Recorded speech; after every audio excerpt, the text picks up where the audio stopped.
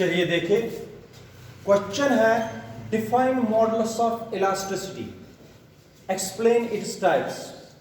ये क्वेश्चन सबसे आसान क्वेश्चन है और अभी याद भी होगा आपको।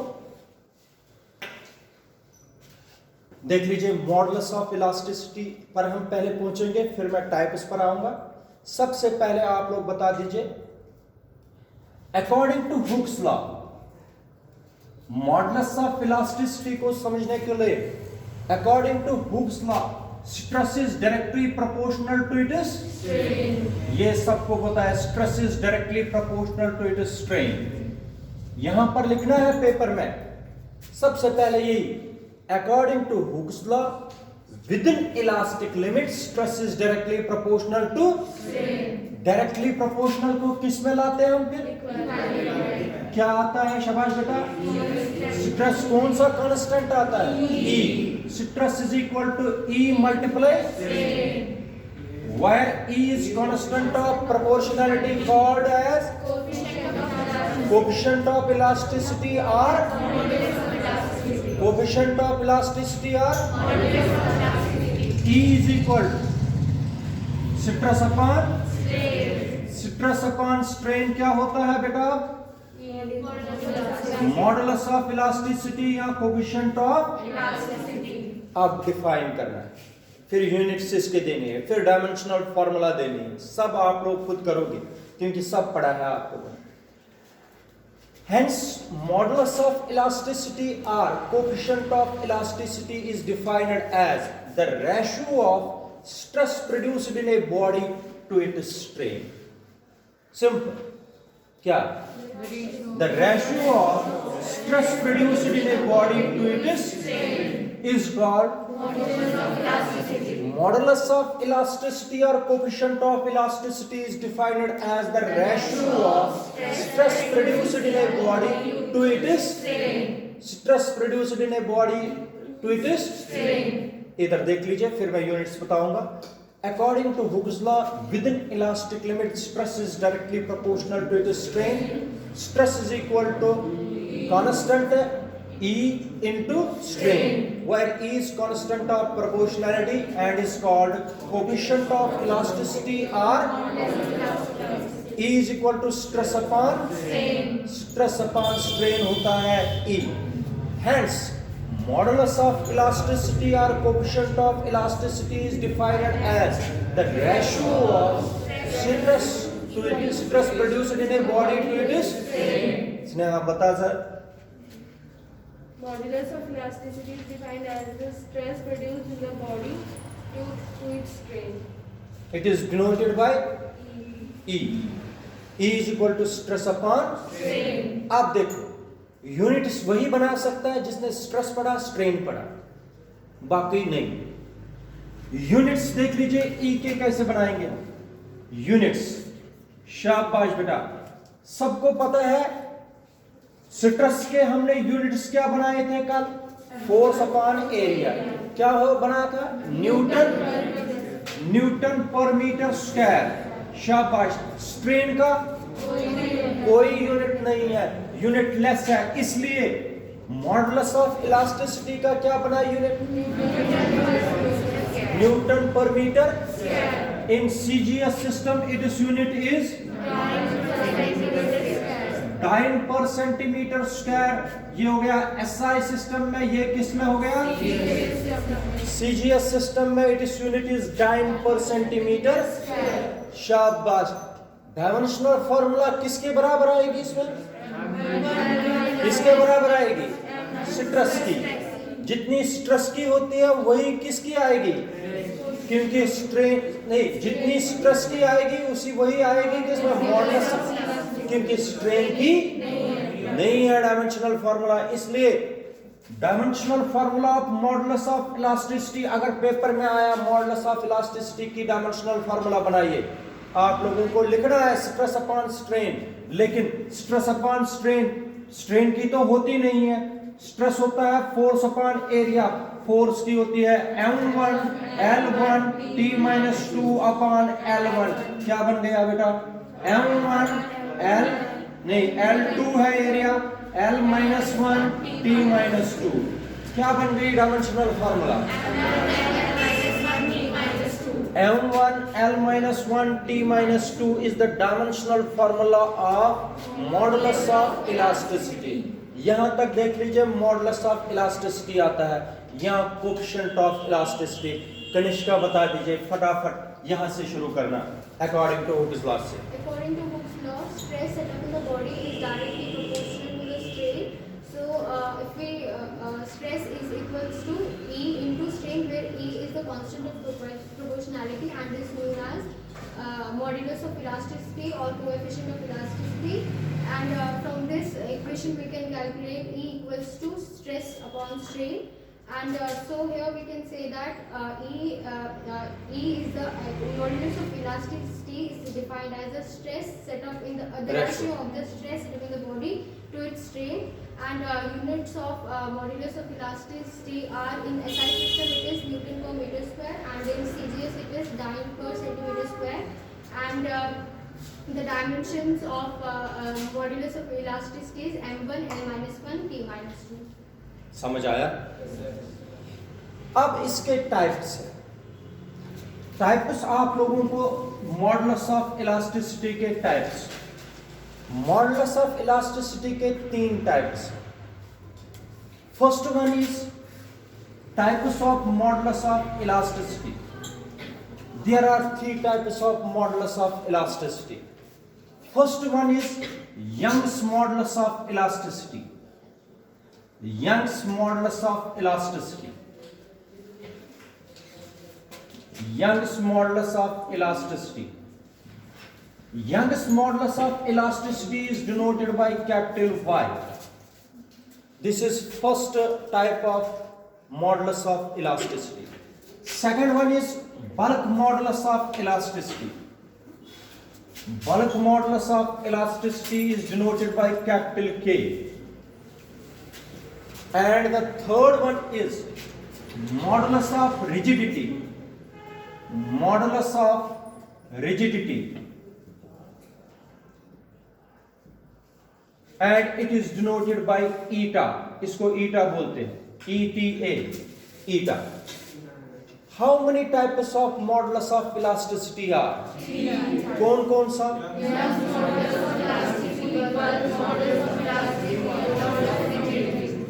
देखो नाम तो इनके भारी है, लेकिन डेफिनेशन इनकी आसान है. जिसको डेफिनेशन याद रखनी है उसको एक चीज जरूर याद रखनी है, वो ये है कि स्ट्रेस के कितने टाइप्स हैं. मेनली स्ट्रेस के मेनली हमें 2 टाइप्स हैं. 3 हाइड्रोलिक तो बाद में आता है. एक है नॉर्मल स्ट्रेस और एक है टेंजेंशियल स्ट्रेस. हाइड्रोलिक तो बाद में आएगा. टेंजेंशियल स्ट्रेस कितने स्ट्रेस है मेनली? कौन कौन सा? शाबाश. स्ट्रेन कितने हैं? स्ट्रेन कितने होते हैं? कौन कौन सा? Longitudinal strain, volumetric strain, shear strain. Shear. अब एक चीज मुझे बता दीजिए, नॉर्मल स्ट्रेस जो होता है वो होता है force upon area. Tangential stress भी होता है टेंजेंशियल फोर्स अपॉन एरिया. शाबाश. Longitudinal strain change in length upon हो गया delta L upon L. Volumetric strain minus delta V upon V बनाया था, वॉल्यूम डिक्रीज किया था. Shear strain is denoted by theta, भी हमने लिखा था डेल्टा एल अपॉन. ये सब आपको पता है. जरा पहले मुझे बताओ, स्ट्रेस के मेनली कितने टाइप्स? 2. एक नॉर्मल स्ट्रेस और स्ट्रेन के कौन कौन सा? आप देखो, याद रखना पेपर में ऐसे ही पहले रफ वर्क कर लेना, फिर अच्छी तरीके से लिखना. आप जल्दी जल्दी ये लिखना पेंसिल से किसी पेज पर, फिर डेफिनेशन उससे गलत कभी नहीं होगी. डेफिनेशन कभी भी गलत नहीं होगी, याद रखना बेटा. और वो याद रखो। कैसे याद करोगे पेपर में? इधर देखो, ये नॉर्मल स्ट्रेस को किससे डिवाइड करूंगा?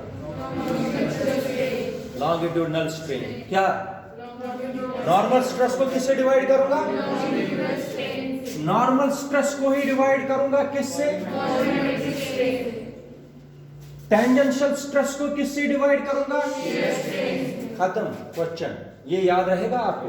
नॉर्मल स्ट्रेस को पहले में क्या करना है? नॉर्मल स्ट्रेस को किसके साथ बात में? टेंजेंशियल स्ट्रेस को किसके साथ? आप सुनो, 1 मिनट लगेगा मुझे, आप डेफिनेशन फिर मैं बताऊंगा कैसे लिखेंगे, कैसे क्या करेंगे, एक एक करके। Young's modulus of elasticity is defined as the ratio of normal stress to the longitudinal strain. खत्म। फिर मैं दिखाऊंगा सारा, पहले डेफिनेशन आनी चाहिए। क्या है Young's modulus of elasticity? Young's modulus of elasticity is defined as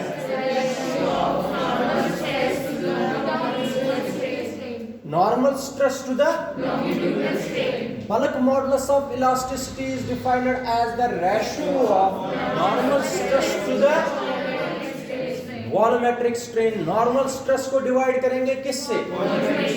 वो क्या बनेगा? Bulk modulus of elasticity. And the third one is the ratio of tangential stress to the is called modulus of rigidity. Modulus of rigidity. 3 definition आप लोगों के सामने है, खुद बनाइए।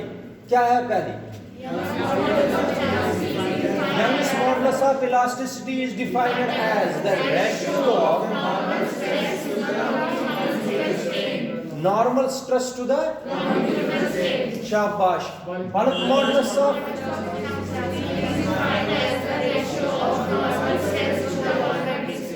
शाबाश। थर्ड वन इज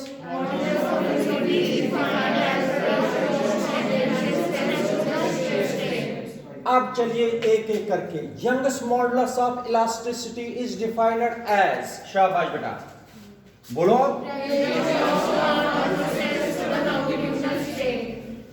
एक एक करके मैं बताता हूं, अब आप सबको पता चला। ये youngest modulus of elasticity is defined as, शाबाश।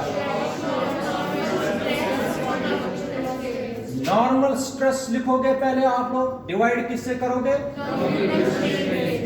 डिवाइड करोगे लॉन्गिट्यूडनल स्ट्रेन से। वैसे इसका यूनिट क्या बनेगा? क्योंकि स्ट्रेन का तो होता ही नहीं, फिर से वही आएगा। क्या आएगा? न्यूटन पर मीटर स्क्वायर। बार बार बता रहा हूं आपको, न्यूटन पर मीटर स्क्वायर आएगा। डायमेंशनल फॉर्मूला फटाफट। बिल्कुल ठीक, अब आप लोगों को याद रहा। अब अभी मैंने बताया यंग्स मॉडुलस ऑफ इलास्टिसिटी होता है नॉर्मल स्ट्रेस डिवाइडेड बाय। इधर देखो, अगर ये एक पाइप है, इस पाइप को रिजिड सपोर्ट के साथ बांध दिया, इसकी ओरिजिनल लेंथ है L। जब मैंने इसको वेट ऐड किए, इसकी लेंथ बढ़ गई। कितनी बढ़ा दी हमने length? Delta L। Delta L, ठीक है बेटा, ठीक है। अब मुझे बता दीजिए इसका एरिया ऑफ क्रॉस सेक्शन, इसको बोलते हैं एरिया ऑफ क्रॉस सेक्शन। क्या बोलते हैं? Area of cross section. अगर इस पाइप का रेडियस है R, area of cross section जो ये सर्कल है कितना होगा? पाई R। ये याद रखना, एरिया ऑफ क्रॉस सेक्शन इस पाइप का कितना है? पाई R, क्योंकि ये सर्कल है। इस पाइप का जो एरिया ऑफ क्रॉस सेक्शन है ये क्या है? सर्कल। सर्कल का एरिया कितना होता है? ये भी याद रखना है आपको। बताओ, फिर से आ जाओ इस पर। नॉर्मल स्ट्रेस क्या है? फोर्स अपॉन एरिया हो गया ये, divided by longitudinal strain, change in length upon change in length कितनी है? Delta L। ओरिजिनल लेंथ क्या है? मुझे बता दीजिए, ये क्या बन गया? F। L आएगा ऊपर, F upon A into delta L into, ऐसे आएगा। नहीं आया समझ? मुझे बताओ, ये L ऊपर हो गया डेल्टा ए और डेल्टा ए इस तरीके से, मगर एरिया ऑफ क्रॉस सेक्शन किस तरीके से होता है? आप लोग ऐसे भी लिख सकते हो, F into L upon pi R square into delta L, ऐसे भी लिख सकते हो। समझ आया? ये क्या मैं बता रहा हूं आप लोगों को? What is youngest modulus of elasticity? फटाफट बता दो। लॉन्गिट्यूडनल, ठीक है। तो ये है उसके लिए रिलेशन, जब हमें न्यूमेरिकल्स में यूज करनी है। अब इसके बाद कौन सा होता है? Bulk modulus of elasticity. Bulk modulus of elasticity is denoted bye के, कैपिटल के। शाबाश। किस तरीके से मैंने बताया? The ratio of normal stress upon volumetric strain. Volumetric strain, शाबाश बेटा। नॉर्मल स्ट्रेस सबको पता है क्या है? वॉल्यूमेट्रिक स्ट्रेन जब वॉल्यूम डिक्रीज किया था हमने, माइनस डेल्टा वी अपॉन, किस तरीके से लिखेंगे ये? एफ माइनस, यहां पर लिख रहा हूं, F into V upon A into, ठीक है बेटा। ये किसके लिए रिलेशन आ गई? बल्क मॉडुलस ऑफ इलास्टिसिटी, ठीक है। मगर बल्क मॉडुलस ऑफ इलास्टिसिटी में एक और रिलेशन निकलती है, जिसको बोलते हैं कंप्रेसिबिलिटी। क्या बोलते हैं? कंप्रेसिबिलिटी। कंप्रेसिबिलिटी, ये याद रखना क्या होती है relation? The reciprocal of bulk modulus of elasticity is called compressibility. Reciprocal किसका करना है? Compressibility is denoted by B. B is equal to 1 upon K. B is equal to 1 upon, what is compressibility? Reciprocal of, compress कौन हो जाएगा? Solid ज्यादा होता है कि लिक्विड? ना, लिक्विड। लिक्विड ज्यादा कंप्रेस होता है कि गैस? गैस। कंप्रेस, उसी को बोलते हैं कंप्रेसिबिलिटी। द रेसिप्रोकल ऑफ किसका? Bulk modulus of elasticity is called compressibility. Bulk modulus of elasticity is defined as the ratio of normal stress to the, तो ये आएगा करना। शाबाश बेटा। अब कौन सा आएगा? Modulus of rigidity. सेकंड है, third one is modulus of rigidity. Modulus of rigidity, modulus of rigidity is denoted bye ईटा। किससे डिनोट करते हैं? ईटा से। डिफाइन करो खुद। Modulus of rigidity is defined as the ratio of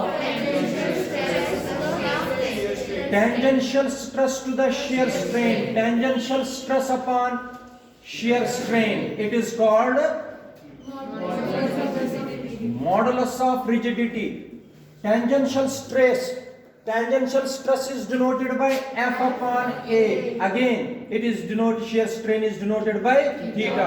आप लोग ऐसे भी लिख सकते हो, F upon A theta. ये कौन हुआ? Modulus of rigidity. मगर एक चीज आप लोगों को मैं बताता हूं, यंग्स मॉडुलस ऑफ इलास्टिसिटी जो है, यंग्स मॉडुलस ऑफ इलास्टिसिटी मैंने अभी बताया था आपको। यंग्स मॉडुलस ऑफ इलास्टिसिटी जो था वो किसके बराबर था? शाबाश, normal stress upon, Young's modulus of elasticity is defined as, शाबाश, normal stress to the longitudinal strain. Normal stress कितना बताया था आपने? Force upon area. Longitudinal strain कितना बताया था? डेल्टा एल अपॉन, ये होगा, ये बनाया था एफ एल अपॉन ए डेल्टा एल, यही बनाया था। इधर देखो, मुझे एक पॉइंट समझाना बहुत जरूरी है, इधर देख लीजिए।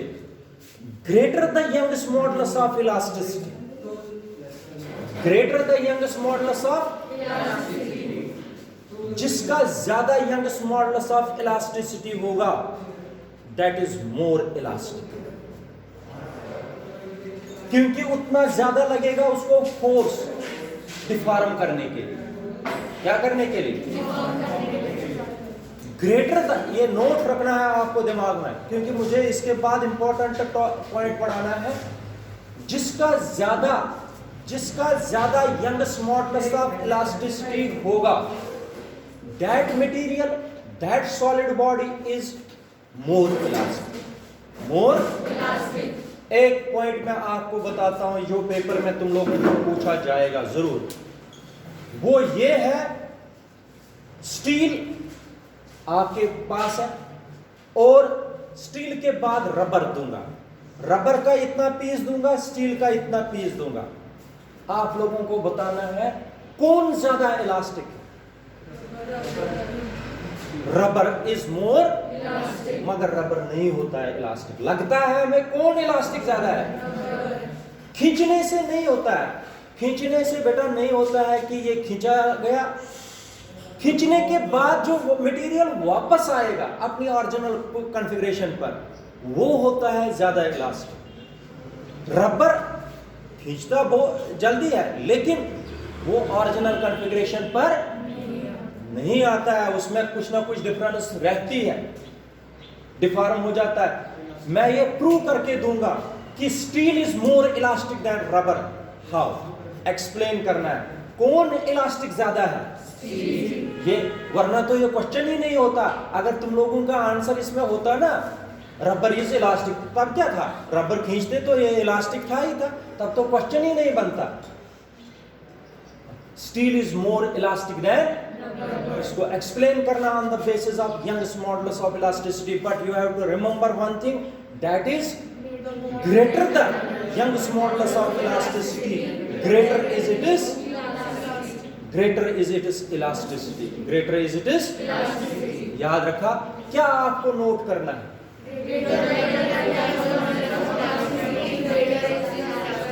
वैसे कौन अब अगर ऑब्जेक्टिव आएगा कौन ज्यादा इलास्टिक होता है, स्टील की रबर? देखो कैसे, ये क्वेश्चन आज कर पाएंगे हम, बाद में बाकी करेंगे। इधर देखो, सबसे पहले क्या करना है, इधर देख लीजिए, ये रबर की पाइप है, इसकी लेंथ, ओरिजिनल लेंथ, ये इधर देखो, ये इसकी लेंथ है रबर की, हो गया LR। अब देखो, ये है स्टील, इसकी लेंथ है LS, ठीक है? दोनों को सेम फोर्स अप्लाई करो, किसकी लेंथ ज्यादा बढ़ेगी? स्टील की लेंथ कहां ज्यादा बढ़ेगी? रबर की लेंथ ज्यादा बढ़ेगी, रबर की लेंथ ज्यादा बढ़ेगी, ठीक है? नहीं आया समझ? ये लेंथ जो है ना L, ये वाली length LR is equal to LS, ये तो ओरिजिनली क्या थी? सेम। जब मैंने फोर्स लगाया, डेल्टा LR जो है इसमें आ गई चेंज, लेकिन स्टील में इससे कम आएगी चेंज। किसमें? स्टील में अगर चेंज आएगी भी लेंथ में, मगर किससे कम? ये तो आप प्रैक्टिकली देख सकते हो, कौन ज्यादा खींचेगी, लेंथ किसमें ज्यादा आएगी चेंज?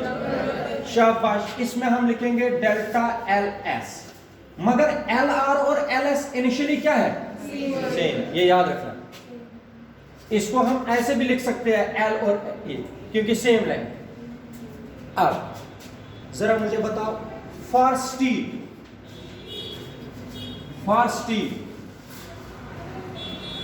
बनाओ youngest modulus of elasticity for steel.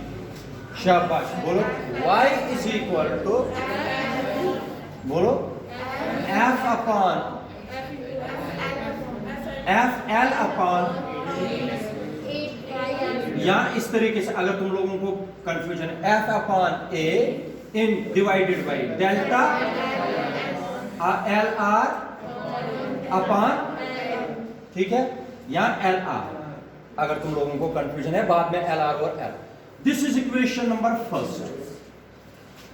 जरा इसी तरीके से मुझे बताओ फॉर रबर। शाबाश बेटा, जल्दी जल्दी बताओ। y इज इक्वल टू, ये y स्टील है, ये y रबर है, बताओ। F अपॉन ए, हाँ हाँ ठीक है, शाबाश, बताओ फटाफट। y upon A upon delta L S upon L R upon L R. This is equation number second. ये मैंने कहीं से नहीं लाया, ये आप लोगों ने खुद बताया। This is youngest modulus of elasticity. पहले किसके लिए लिखा, फिर किसके लिए, डिवाइड करो दोनों को। जब डिवाइड करूंगा दोनों इक्वेशनों को, जरा आप लोग खुद बताओ, व्हेन वी डिवाइड क्या क्या कैंसिल होगा, F और F कैंसिल, A और A। अब delta L upon delta R upon L और L R और LS कैंसिल, क्योंकि ये सेम लेंथ। अब डेल्टा R कहां जाएगा और डेल्टा S कहां बनेगा, समझ आए कि नहीं? तो ये बनेगा YS अपॉन, शाबाश बेटा, YR is equal to delta LR। Delta LR क्या है, change in length of rubber rod divided by, शाबाश, डेल्टा L। मगर आप लोग खुद बताओ, किस रॉड में ज्यादा चेंज आ गई, since delta LR is greater then किससे, नहीं आया समझ, रितिका समझ आया? ये तो खुद आप लोगों ने एक्सपेरिमेंटली देखा। Delta LR, it is the length, change in length in the rubber rod is greater then, ये वाली टर्म इससे ग्रेटर देन है। This implies that YS is greater then YR। इसका मतलब क्या हुआ, youngest modulus of elasticity for is greater than youngest modulus of elasticity for, जिसका youngest modulus ज्यादा होता है वो क्या होता है, ज्यादा वो इलास्टिक होता है। किस में ज्यादा youngest modulus है, किससे, अब स्टील ज्यादा इलास्टिक है कि रबर ज्यादा, that is why steel is called more elastic than, क्योंकि इसका youngest modulus of elasticity जो चेंज आती है इसमें वो कम आती है, तो it is greater than this, that is why we called steel is more elastic than। तुम लोगों को कुछ भी नहीं करना, पहले लेंथ दोनों की क्या रखनी है, बराबर, इसमें चेंज लिखनी है। Delta LR is the change in length of rubber rod, delta LS is the change in length of rubber rod में ज्यादा चेंज आएगी कि स्टील रॉड में, फोर्स दोनों का सेम मैंने रख दिया। यंगस्ट मॉडुलस लिखा, इसके लिए भी यंगस्ट मॉडुलस, इसके लिए डिवाइड किया, टर्में कैंसिल कर दी, आप लोगों को ऐसे आएगी टर्म। मगर डेल्टा LR होगी change in length in rubber rod, rubber rod में ज्यादा चेंज आएगी, इससे जब ये वाली टर्म इससे ग्रेटर देन है, this means youngest modulus of steel is greater than rubber, this means steel is more elastic than. आज के बाद आप कभी नहीं ये कहोगे कि rubber is more elastic than, वरना कौन है more elastic, steel is more elastic than. और प्रूव अगर करना है तो इसी तरीके से करना है, बाकी नेक्स्ट टाइम, ठीक है बेटा? चलो, सैटरडे को तो आप लोगों